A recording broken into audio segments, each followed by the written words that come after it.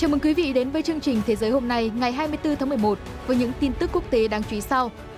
Tình hình ở Đông Âu tiếp tục diễn biến khốc liệt. Xung đột Nga-Ukraine đã chính thức bước sang tháng 10 với đợt không kích quy mô lớn của Nga nhằm vào các cơ sở hạ tầng quan trọng của Ukraine, tiếp tục làm sâu sắc hơn tình trạng thiếu điện và nước trên khắp Ukraine khi mùa đông đến gần.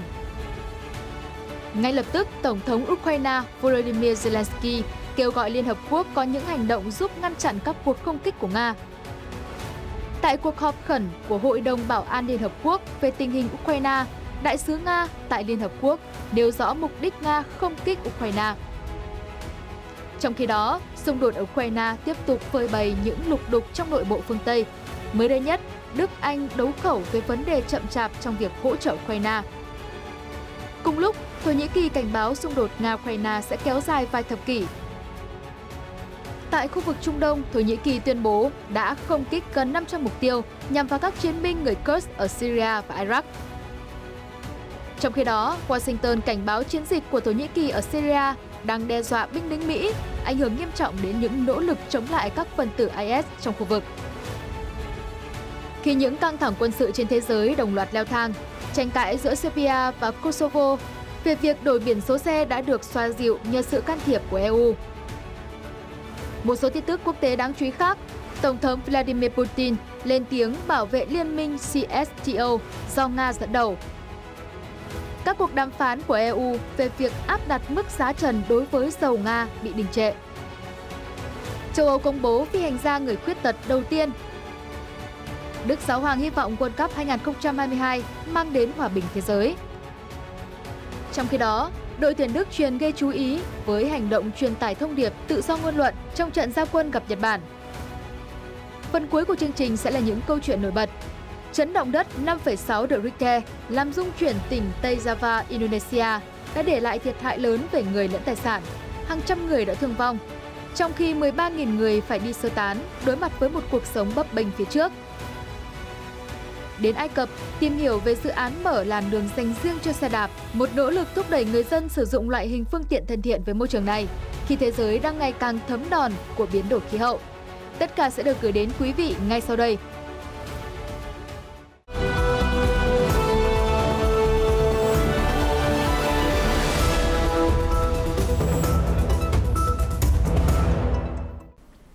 Quý vị đang trở lại với chương trình Thế giới hôm nay. Như thường lệ, phần đầu của chương trình sẽ là những cập nhật về xung đột Nga-Ukraine. Thưa quý vị, cuộc xung đột ở Đông Âu hiện đã bước vào tháng thứ 10, được đánh dấu bằng đợt tập kích tên lửa quy mô lớn thứ 3 của Nga nhằm vào hệ thống cung cấp năng lượng của Ukraine chỉ trong hơn một tháng qua. Hãy cùng chúng tôi điểm lại những số liệu thống kê đáng chú ý về cuộc tấn công mới nhất này. 70 quả tên lửa, đó là số tên lửa Nga đã phóng trong đợt tập kích hôm 23 tháng 11. Theo lực lượng vũ trang Ukraine, 51 trong số này và 5 UAV bị đánh chặn. Những quả tên lửa đã được phóng từ 2 tàu nhỏ mang tên lửa ở Biển Đen, cùng máy bay Tu-95MS ở Volgodon, ở miền nam nước Nga và biển Caspian. Con số trên ít hơn so với 75 và 90 quả tên lửa trong đợt tập kích vào ngày 10 tháng 10 và ngày 15 tháng 11. 31 quả tên lửa, gần một nửa số quả tên lửa trong cuộc không kích hôm 23 tháng 11 đã bay về phía thủ đô Kiev, trong đó 22 quả đã bị bắn hạ. Đợt tấn công đã khiến toàn bộ vùng Kiev, nơi 3 triệu người sinh sống bị mất điện và nước. Những khu vực khác của Ukraine như Odessa ở miền Nam hay thành phố Lviv phía Tây cũng chịu chung số phận. Hiện Nga chưa bình luận về những số liệu trên. Ngay sau khi Nga triển khai đợt tập kích quy mô lớn mới nhất trên khắp Ukraine, Tổng thống Ukraine Volodymyr Zelensky đã kêu gọi Hội đồng Bảo an Liên Hợp Quốc hành động để ngăn chặn các hành động quân sự tương tự của Nga, khiến toàn bộ thành phố của nước này chìm trong bóng tối giữa lúc cái lạnh giá của mùa đông đang đến gần. Ông Zelensky phát biểu qua video trong một cuộc họp hội đồng ở New York rằng hôm nay chúng tôi đã phải nhận 70 quả tên lửa từ Nga. Đồng thời ông cũng cho biết thêm rằng trường học, cơ sở hạ tầng giao thông và khu dân cư đều đã bị tấn công. Tình trạng mất điện đã không chỉ xảy ra ở Ukraine, mà nước láng giềng là Moldova cũng bị chịu ảnh hưởng. Ông Zelensky nói Ukraine đang chờ đợi một phản ứng thật sự cứng rắn đối với các cuộc không kích hôm 23 tháng 11 từ thế giới. Ông cũng kêu gọi Nga không được bỏ phiếu về bất cứ quyết định nào liên quan đến hành động của mình. Trong khi đó, Hội đồng không chắc có thể thành công đáp ứng yêu cầu của Ukraine hay không, bởi Nga là thành viên có quyền phủ quyết của Hội đồng Bảo an Liên Hợp Quốc. Đại sứ Nga tại Liên Hợp Quốc, ông Vasily Nebenzia, đã phản ứng bằng cách phàn nàn rằng việc ông Zelensky xuất hiện qua video là vi phạm các quy định của Hội đồng. Đồng thời, ông cũng gọi những lời của phía Ukraine là đe dọa và bác bỏ thẳng thừng.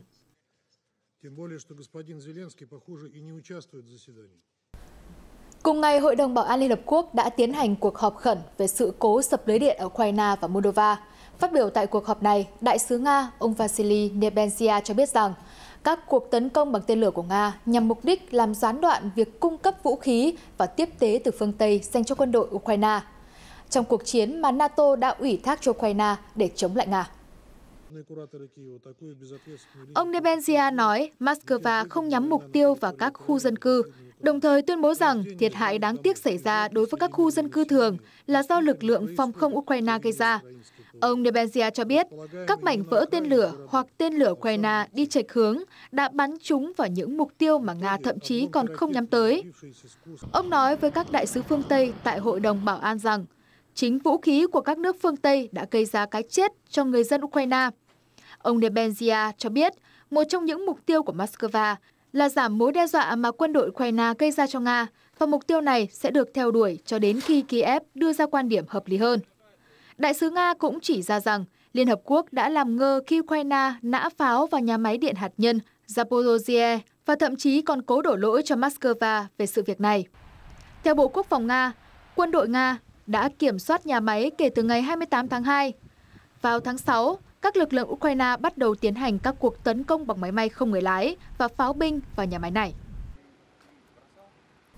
Trong khi tình hình giao tranh trên chiến trường Ukraine ngày càng khốc liệt, nội bộ phương Tây tiếp tục lộ rõ những bất đồng liên quan đến xung đột Đông Âu. Tờ The Guardian của Anh đã đưa tin, mới đây chính phủ Đức đã giận dữ bác bỏ tuyên bố của cựu Thủ tướng Anh Boris Johnson liên quan đến việc ông đã nói rằng trong giai đoạn trước khi xung đột Nga-Ukraine chính thức xảy ra, Đức đã kêu gọi Ukraine thà rút lui còn hơn là bị lôi kéo vào cuộc chiến lâu dài. Trả lời phỏng vấn của CNN, ông Johnson cũng nói rằng Tổng thống Pháp ông Emmanuel Macron không cho rằng Nga sẽ phát động chiến dịch quân sự tại Ukraine, và Thủ tướng Ý vào thời điểm đó là ông Mario Draghi đã nói rằng sẽ không thể giúp gì được vì quá phụ thuộc vào dầu khí của Nga. Người phát ngôn của Thủ tướng Đức Olaf Scholz, ông Michael Beger, đã bác bỏ các tuyên bố bằng một lời lẽ ngoại giao chỉ trích ông Johnson. Quan chức này ngụ ý rằng ông Johnson không bao giờ nói sự thật và trong trường hợp này cũng không ngoại lệ. Từ tờ The Guardian, lời của ông Johnson tương tự như lời bình luận của ông Andriy Manis, cựu đại sứ Ukraine tại Đức. Ông Manis cho biết các chính trị gia Đức đã nói với ông trước cuộc xung đột. Đó là dự đoán Ukraine sẽ bị đánh bại trong vòng 3 ngày và vì vậy, việc viện trợ chỉ là vô nghĩa. Trong khi đó, ông Johnson nhấn mạnh trong cuộc phỏng vấn với CNN rằng các quốc gia EU sau đó đã tập hợp lại hỗ trợ Ukraine, nhưng trước cuộc xung đột xảy ra vào tháng 2, họ hầu như hiếm khi làm thế. Trong bối cảnh xung đột Đông Âu ngày càng leo thang và chưa có dấu hiệu nào cho thấy sẽ kết thúc, Ngoại trưởng Thổ Nhĩ Kỳ mới đây đã lên tiếng cảnh báo tình hình giao tranh ở Ukraine có thể kéo dài vài thập kỷ nếu các bên không giải quyết căng thẳng thông qua đối thoại. Theo lời người đứng đầu Bộ Ngoại giao Thổ Nhĩ Kỳ, ông Mevlut Cavusoglu, Nga và Ukraine chắc chắn sẽ phải nối lại đàm phán để chấm dứt xung đột hiện nay. Phát biểu trong hội nghị ở Đại học Bilkent ở Ankara hôm 23 tháng 11, nhà ngoại giao hàng đầu của Thổ Nhĩ Kỳ nói, bằng cách này hay cách khác, xung đột ở Đông Âu sẽ kết thúc tại bàn đàm phán, thay vì bất kỳ thắng lợi nào trên chiến trường. Ông Cavusoglu cho biết thêm, Nga và Ukraine đã tiến gần đến một lệnh ngừng bắn trong các cuộc đàm phán ở giai đoạn đầu chiến dịch, nhưng sau đó mọi thứ đã đổ vỡ. Ngoại trưởng Thổ Nhĩ Kỳ cũng thừa nhận tình hình thực tế đã trở nên phức tạp hơn và nước này phải thúc đẩy nhiều nỗ lực hơn nữa trong một giải pháp ngoại giao. Việc là một quốc gia NATO không có nghĩa là chúng tôi không thể tổ chức các cuộc họp với Nga hoặc các quốc gia khác. Ông Cavusoglu nhấn mạnh và lặp lại vai trò trung gian của Thổ Nhĩ Kỳ trong các cuộc đàm phán. Theo nhà ngoại giao, kỷ nguyên hiện tại là kỷ nguyên của những điều không chắc chắn và trật tự đơn cực đang dịch chuyển nhanh chóng sang thế giới đa cực. Bên cạnh xung đột ở Đông Âu, tình hình tại Trung Đông cũng đang dần nóng lên với những đợt không kích của Thổ Nhĩ Kỳ trên lãnh thổ Syria và Iraq. Trong phát biểu mới đây, Bộ Quốc phòng Thổ Nhĩ Kỳ cho biết nước này đã tấn công khoảng 500 mục tiêu nhằm vào các nhóm chiến binh người Kurd trong 4 ngày qua. Theo Bộ trưởng Quốc phòng Thổ Nhĩ Kỳ Hulusi Akar, 471 mục tiêu đã bị tấn công, vô hiệu hóa được 254 kẻ cực đoan. Vị quan chức nhấn mạnh, chiến dịch này là nhằm đáp trả vụ đánh bom ở Istanbul, khiến 6 người chết ở đây, mà Ankara quy trách nhiệm cho nhóm người Kurd ở miền Bắc Syria và Iraq gây ra.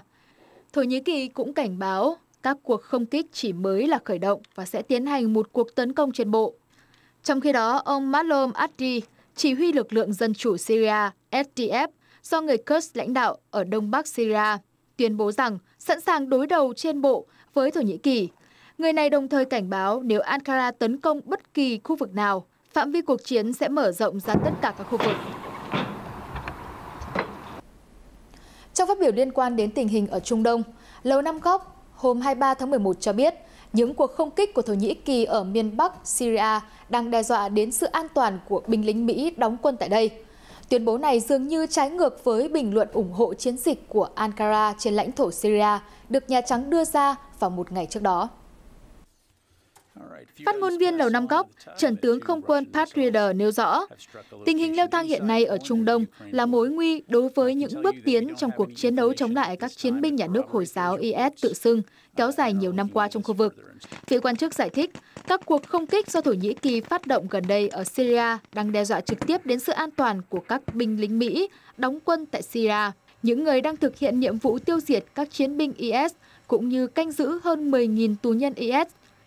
Hiện khoảng 900 binh sĩ Mỹ đang được triển khai ở Syria, chủ yếu ở phía đông bắc nước này, hợp tác với SDF để chống lại tàn dư của IS trong khu vực. Một ngày trước, Nhà Trắng đã lên tiếng ủng hộ chiến dịch quân sự của Thổ Nhĩ Kỳ tại Syria, khi cho rằng chính quyền Ankara có quyền tự vệ trước việc nhóm dân quân người Kurd ở Syria tấn công vào các trạm kiểm soát biên giới của Thổ Nhĩ Kỳ. Liên quan đến căng thẳng Serbia-Kosovo kéo dài hơn một thập kỷ qua và đã leo thang gần đây vì tranh cãi đổi biển số xe, EU và Mỹ lo ngại rằng đây có thể là giọt nước tràn ly làm bùng phát cuộc xung đột bạo lực trong khu vực. Tuy nhiên, mối nguy này phần nào được giải tỏa khi mới đây Serbia và Kosovo đã đạt thỏa thuận cho những bất đồng hiện nay dưới sự hòa giải của EU. Đại diện cấp cao của Liên minh châu Âu về chính sách đối ngoại và an ninh, ông Josep Borrell đã xác nhận thông tin trên qua một bài đăng trên Twitter. Ông viết, với sự giúp đỡ của EU, Serbia và Kosovo đã đồng ý ngừng các động thái liên quan đến đổi biển số xe và tập trung vào việc bình thường hóa quan hệ. Phía Mỹ hoan nghênh bước tiến mới trong căng thẳng Serbia và Kosovo. Người phát ngôn Bộ Ngoại giao Mỹ Ned Price mô tả đây là một sự đảm bảo cho nền hòa bình, ổn định trong khu vực. Căng thẳng giữa Belgrade và Pristina leo thang sau khi Kosovo công khai kế hoạch loại bỏ biển số xe được cấp dưới thời nơi này còn là một phần của Serbia. Theo kế hoạch này, khoảng 10.000 tài xế ở Kosovo sẽ phải thay đổi biển số xe trước ngày 21 tháng 4 năm sau. Những cá nhân không tuân thủ sẽ bị cảnh cáo, sau đó là phạt 150 euro và cuối cùng là bị tịch thu biển số xe và phương tiện. Theo ông Borrell, Tổng thống Serbia Aleksandar Vučić và Thủ tướng Kosovo Albin Kurti sẽ tiếp tục thảo luận về đề xuất của EU giúp hai bên bình thường hóa quan hệ trong những ngày tới. Không chỉ phương Tây mà một số liên minh khác trên thế giới cũng đang phải chứng kiến những lục đục trong nội bộ. Nổi bật là những tranh cãi giữa Tổ chức Hiệp ước An ninh Tập thể CSTO và thành viên Armenia. Để làm rõ những bất đồng trong cách giải quyết mâu thuẫn giữa các quốc gia, tại hội nghị thượng đỉnh CSTO diễn ra ngày 23 tháng 11 tại Armenia, Tổng thống Nga Vladimir Putin đã khẳng định rằng mặc dù CSTO có thể không can thiệp trực tiếp vào xung đột giữa các nước, nhưng đây vẫn là một tổ chức đang góp phần bảo vệ lợi ích của những quốc gia thành viên. Các thành viên của CSTO do Nga dẫn đầu bao gồm Armenia, Belarus, Kazakhstan, Kyrgyzstan và Tajikistan. Hãng tin RT dẫn lời người đứng đầu Điện Kremlin phát biểu, chúng tôi không chỉ quan tâm đến thành tựu mà còn cả những vấn đề của CSTO. Trước đó cùng ngày, Thủ tướng Armenia, ông Nikol Pashinyan đã chỉ trích phản ứng của liên minh này Trước sự bùng nổ xung đột giữa Armenia-Azerbaijan hồi tháng 10, ông Pashinyan cho rằng các thành viên của CSTO vẫn chưa đạt được sự đồng thuận trong việc phản ứng với những hành động của Azerbaijan. Hàng chục người đã thiệt mạng sau những trận pháo kích ở khu vực biên giới giữa Armenia và Azerbaijan vào tháng 10. Chính quyền Yerevan đã yêu cầu CSTO gửi quân viện trợ theo các điều khoản phòng thủ chung của liên minh. Nhưng tổ chức này lại kêu gọi hai bên ngoại giao và chỉ triển khai giám sát viên tới Armenia. Tuy nhiên, Tổng thống Putin khẳng định rằng động thái của CSTO đối với sự việc này đã mang lại kết quả thiết thực có thể nhìn thấy và bảo vệ được lợi ích cũng như chủ quyền của các nước thành viên. Ông Putin nhắc lại việc CSTO đã hỗ trợ hiệu quả cho Kazakhstan giải quyết tình trạng hỗn loạn trong nước hồi đầu năm 2022. Vào thời điểm đó, Tổng thống Kassym-Jomart Tokayev của Kazakhstan tuyên bố tình trạng bất ổn tại quốc gia này là do thế lực nước ngoài đang tìm cách xâm nhập vào.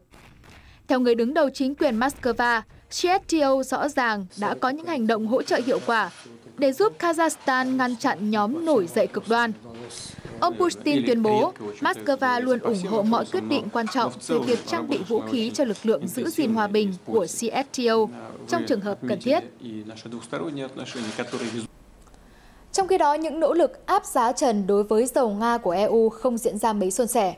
Hãng truyền thông Bloomberg hôm 23 tháng 11 đưa tin các cuộc đàm phán của Liên minh châu Âu về việc này đang bị đình trệ, khi các quốc gia thành viên vẫn chưa thống nhất được mức giá trần cuối cùng. Brussels đã đưa ra mức trần giá dầu của Nga là 65 đô la Mỹ một thùng. Tuy nhiên, mức giá này đã bị phản đối. Bloomberg cho biết Ba Lan và các nước khu vực Baltic đã phản đối mức giá này và cho rằng đây vẫn là một con số quá hào phóng dành cho chính quyền Moscow. Còn các quốc gia mạnh về vận tải biển như Hy Lạp và Malta lại yêu cầu mức giá trần không được dưới 70 đô la Mỹ một thùng. Trước đó, theo một số nguồn tin, giới hạn giá dầu được cho là sẽ dao động trong khoảng 40 đến 60 đô la Mỹ. Tuy nhiên, đến ngày 23 tháng 11, thông tin về mức giá trần mà EU đang thảo luận là 60 đến 70 đô la Mỹ một thùng. Theo Bloomberg, hiện các cuộc đàm phán về giới hạn giá dầu đang bị đình trệ và sẽ sớm được nối lại. Trong một cuộc họp riêng, các bộ trưởng năng lượng EU cũng đã thảo luận về biện pháp kiềm chế giá khí đốt. Tuy nhiên, mức giá trần vẫn chưa đủ để tác động tiêu cực đến ngành dầu mỏ của Nga. Thành viên cấp cao của Viện Nghiên cứu Bruegel ở Brussels, ông Semoni Talifidecha nói với Bloomberg rằng dầu của Nga hiện đang được giao dịch ở mức giá 65 đô la Mỹ một thùng. Đây là mức giá khá tốt so với dầu Brent. Vì vậy, nếu giá trần mà các nước EU đặt ra cũng dao động trong khoảng đó, thì việc này cũng không gây ra nhiều thiệt hại cho nền kinh tế của Nga. Cùng chuyển sang các tin tức quốc tế đáng chú ý khác trên thế giới. Thưa quý vị, hôm 22 tháng 11, Tổng thống Nam Phi Cyril Ramaphosa đã đến thủ đô London, Anh, bắt đầu chuyến thăm xứ sở sương mù kéo dài 2 ngày. Trong ngày cuối cùng, nhà lãnh đạo của quốc gia cực Nam lục địa đen đã có cuộc gặp trực tiếp với Thủ tướng Anh Rishi Sunak. Thủ tướng Sunak đã chào mừng Tổng thống Ramaphosa tại văn phòng số 10, phố Downing của mình. Sau những lời chào hỏi nồng nhiệt, hai nhà lãnh đạo tham gia diễn đàn doanh nghiệp Anh-Nam Phi, cùng thảo luận về các vấn đề thương mại và đầu tư song phương. Nam Phi hiện là đối tác thương mại lớn nhất của Anh ở châu Phi. Trước đó cùng ngày, Tổng thống Ramaphosa đã cùng vua Charles đệ Tam thăm viện Crick, cơ sở nghiên cứu y sinh lớn nhất châu Âu, và vườn thực vật Hoàng gia Kew, trước khi hai bên xác nhận thiết lập mối quan hệ đối tác trong lĩnh vực khoa học và y tế. Trong bài phát biểu một ngày trước, Tổng thống Ramaphosa đã nhấn mạnh vai trò của các quốc gia công nghiệp hóa trong nỗ lực hỗ trợ những nước khác thực hiện mục tiêu cắt giảm khí thải, qua đó đề cao sự tham gia của Anh vào các sáng kiến giúp Nam Phi giảm phát thải carbon. Trở lại chính trường Mỹ, theo Reuters, hiện nay các đảng viên Đảng Dân Chủ trong Quốc hội đang vật lộn với nhiệm vụ khó khăn là điều tra hồ sơ khai thuế của cựu Tổng thống Donald Trump trong 6 năm qua, giữa lúc Đảng Cộng Hòa chuẩn bị nắm quyền kiểm soát Hạ viện vào đầu năm sau. Các thành viên của Ủy ban Tài chính thuộc Hạ viện do Đảng Dân Chủ lãnh đạo nói rằng họ hy vọng sẽ nhận được tờ khai thuế của ông Trump ngay trong tuần tới. Mặc dù các tài liệu được Ủy ban tìm thấy lần đầu tiên trong năm 2019 khi ông Trump vẫn còn là Tổng thống, bên cạnh việc tuân theo các hạn chế bảo mật của liên bang, các nhà lập pháp Đảng Dân Chủ cũng có thể công khai một số chi tiết. Các đảng viên Đảng Dân Chủ có thời hạn đến ngày 3 tháng 1 để điều tra các tài liệu trước khi Đảng Cộng Hòa nắm quyền kiểm soát Hạ viện và chấm dứt cuộc điều tra này. Ủy ban Tài chính cho biết họ cần xem hồ sơ của Trump để đánh giá liệu Sở Thuế vụ có đang điều tra chính xác các tờ khai thuế của Tổng thống hay không. Hôm qua ngày 23 tháng 11, Cơ quan Vũ trụ châu Âu ESA đã công bố người khuyết tật đầu tiên vượt qua khóa huấn luyện phi hành gia của cơ quan này. Reuters nhận định đây là một bước quan trọng mở đường cho việc đưa những người khuyết tật đủ điều kiện vào không gian. Phi hành gia đặc biệt mà ESA công bố là vận động viên chạy nước rút Paralympic người Anh John McPhail. Theo đó, anh sẽ tham gia vào các nghiên cứu của ESA nhằm đánh giá các điều kiện cần thiết giúp người khuyết tật thực hiện các sứ mệnh không gian trong tương lai. McPhail chia sẻ cảm nghĩ của mình trong một cuộc phỏng vấn được đăng tải trên trang web của ESA. Đó là một trải nghiệm thú vị. Là một người khuyết tật, tôi chưa bao giờ nghĩ mình có thể trở thành một phi hành gia, vì vậy tôi cảm thấy rất phấn khích. McPhail bị mất chân phải ở tuổi thứ 19 sau một tai nạn xe máy. Với những nỗ lực không ngừng nghỉ, anh giành được huy chương đồng nội dung chạy 100m tại Paralympic Bắc Kinh năm 2008. ESA đã khởi động đợt tuyển dụng phi hành gia mới vào năm ngoái, trong đó phụ nữ và người khuyết tật là đối tượng được ưu tiên. Cơ quan vũ trụ của 22 quốc gia châu Âu đã nhận được 257 đơn đăng ký ứng tuyển vào vị trí phi hành gia khuyết tật. Thưa quý vị, Đức Giáo hoàng Francisco trong bài giảng mới đây đã nhắc về vòng chung kết World Cup 2022 đang diễn ra ở Qatar. Cùng thông điệp, hy vọng sự kiện thể thao này sẽ góp phần phát triển tình hữu nghị và củng cố hòa bình trên thế giới. Trong bài giảng tại quảng trường Thánh Peter ở Vatican, Thánh Đức cha Francisco nói rằng kỳ World Cup ở Qatar năm nay là một dịp đặc biệt để xây dựng mối giao hảo, kết chặt tình huynh đệ giữa các nước và thúc đẩy hòa hợp dân tộc. Trước đông đảo tín hữu, người đứng đầu Giáo hội Công giáo cầu nguyện cho hòa bình thế giới và chấm dứt mọi xung đột. Tôi xin gửi lời chúc lành đến các cầu thủ, người hâm mộ đến từ khắp nơi trên thế giới, cùng tụ hội về kỳ World Cup ở Qatar. Đây là một dịp để chúng ta thắt chặt những mối quan hệ tốt đẹp, xóa đi khoảng cách để hòa bình được thiết lập trên khắp thế giới. Giáo hoàng Francisco được tấn phong năm 2013, là vị giáo hoàng đầu tiên đến từ châu Mỹ Latin. Ông cũng là cổ động viên nhiệt tình của câu lạc bộ San Lorenzo ở Buenos Aires, Argentina. Cập nhật những diễn biến đáng chú ý ở vòng chung kết World Cup 2022 đang diễn ra ở Qatar. Trong trận giao quân gặp Nhật Bản tại bảng E, đội tuyển Đức đã thu hút sự quan tâm của giới truyền thông và dư luận khi thể hiện thông điệp kêu gọi quyền tự do ngôn luận. Khi chụp ảnh lưu niệm toàn đội trước trận gặp Nhật Bản, toàn bộ 11 cầu thủ đá chính của đội tuyển Đức đã thực hiện động tác dùng tay che miệng, thể hiện thông điệp tự do ngôn luận, phản đối việc FIFA đe dọa ban các lệnh trừng phạt đến các cá nhân và tổ chức sử dụng chiếc băng thủ quân có in dòng chữ One Love, ủng hộ cộng đồng LGBTQ trong các trận đấu tại World Cup Qatar.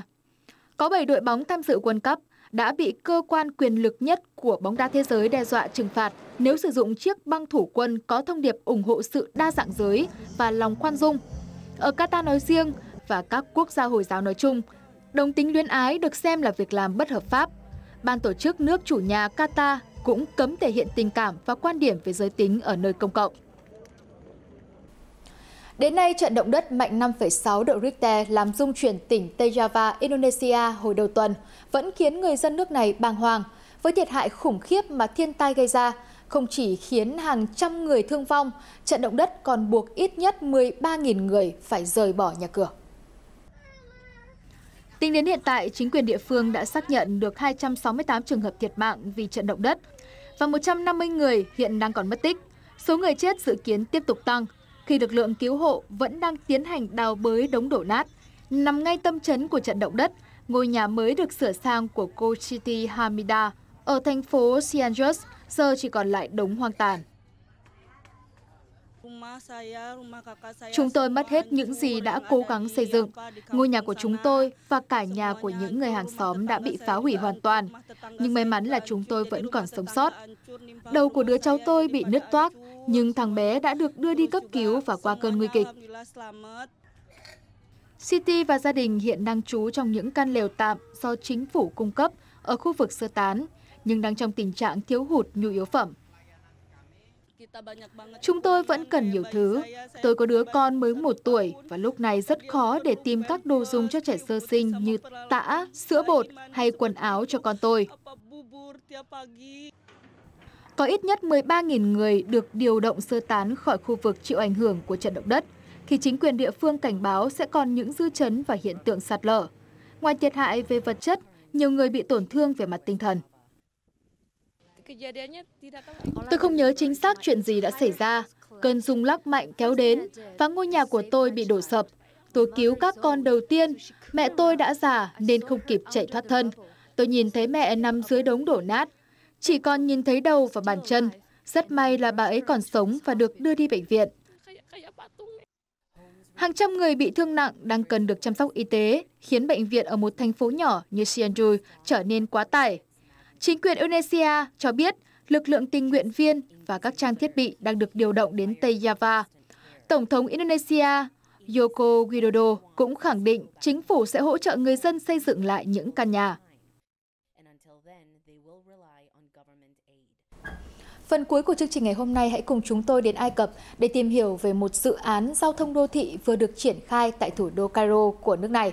Thu hút sự quan tâm của truyền thông, đó là mở những làn đường dành riêng cho xe đạp trên toàn thành phố, khuyến khích người dân sử dụng loại hình phương tiện giao thông thân thiện với môi trường trên đường phố, vốn luôn chật cứng ô tô và xe tải. Làn đường mới trải dài gần 2 km ở trung tâm thành phố Cairo. Những người đi xe đạp công cộng có thể thuê xe thông qua một ứng dụng di động và trả xe ở 26 điểm dừng khác nhau khu vực. Sau khi giai đoạn 2 của dự án hoàn tất, người đi xe đạp sẽ có làn đường dài gần 5 km với tổng cộng 45 điểm dừng. Thông qua hội nghị COP27, chúng tôi cho thế giới thấy Cairo cũng đang tìm kiếm những giải pháp thân thiện với môi trường, sử dụng nhiên liệu xanh và hạn chế phát thải từ hoạt động giao thông, đồng thời giới thiệu đến bạn bè du khách nét văn hóa mới của thành phố Cairo, đó chính là xe đạp. Tại hội nghị thượng đỉnh về biến đổi khí hậu COP27 vừa qua tại Cairo, Ai Cập, Liên Hợp Quốc chỉ ra khu vực các quốc gia Ả Rập có tỷ lệ phát khí thải nhà kính thấp, nhưng lượng thải CO2 đã tăng 81% trong khoảng thời gian từ năm 2000 đến năm 2014, phần lớn từ hoạt động giao thông. Tại hội nghị, Tổng thống Ai Cập Abdel Fattah al-Sisi đã trình bày một số dự án giao thông quan trọng trong tương lai, với các tuyến tàu điện ngầm, tàu cao tốc nhằm giảm áp lực cho hệ thống giao thông và phát khí thải ra môi trường. Thông tin vừa rồi cũng đã khép lại chương trình ngày hôm nay của chúng tôi. Cảm ơn quý vị khán giả đã quan tâm và theo dõi. Xin kính chào và hẹn gặp lại.